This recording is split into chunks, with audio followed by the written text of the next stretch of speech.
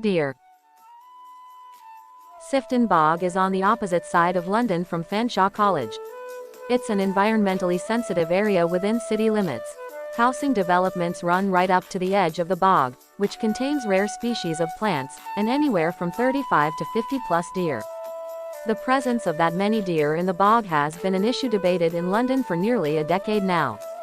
Some people believe the deer are suffering because the bog can't sustain them. Others believe the deer are causing the bog harm.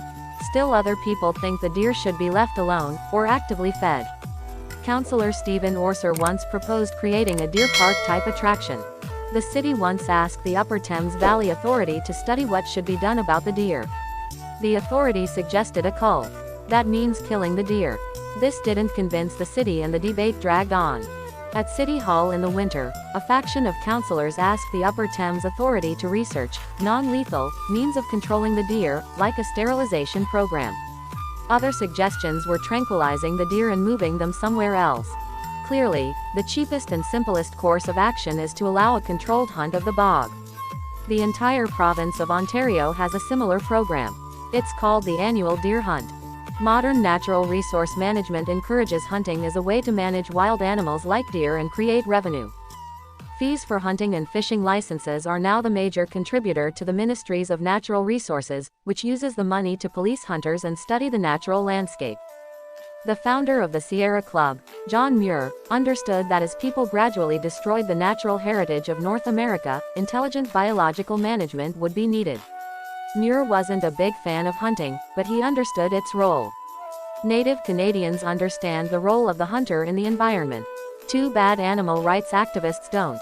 There are no natural predators for deer in southern Ontario.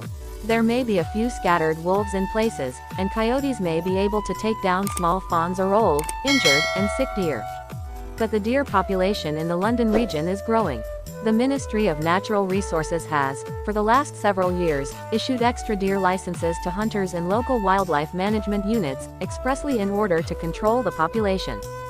The deer in Sifton Bog should not have any special rights that the rest of the province's deer don't. And urban hunting is a trend that has taken hold in areas of the United States. Often, hunters are brought in to hunt the deer, and the meat is donated to local food banks.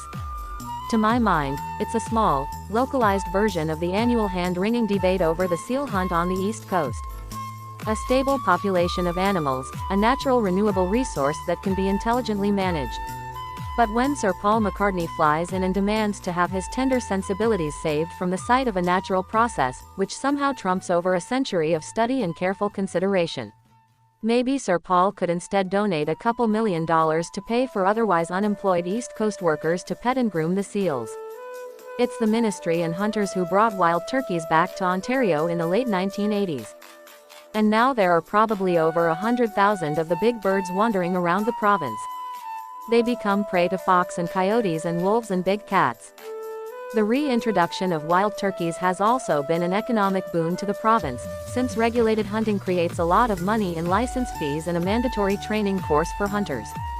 I know hunting groups that are very active in saving wetlands to preserve habitat for waterfowl.